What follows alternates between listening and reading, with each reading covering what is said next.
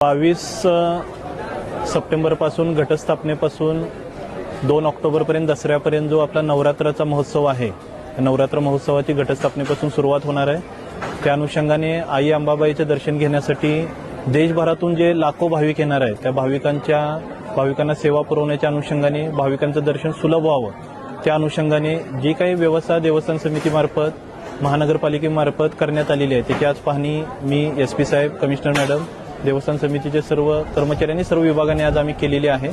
दर्शन रांगेचं काम पूर्ण झालेलं आहे। मंदिर परिसरामध्ये लोकांचं दर्शन विना अडथळा व्हावं यासाठी काही सागवानचे प्लायवूड सुद्धा आपण मंदिर परिसरात लावलेले आहेत। यावर्षी आपण गर्दी व्यवस्थापनासाठी एआयचा जो वापर करणार आहे त्याचे कंट्रोल रूमचं सुद्धा काम अंतिम टप्प्यात आलेलं आहे आणि या ठिकाणी अतिक्रमण काढणं असेल किंवा इतर जी काही व्यवस्था महानगरपालिकेमार्फत करायची आहे ती सुद्धा कामं झालेली आहेत।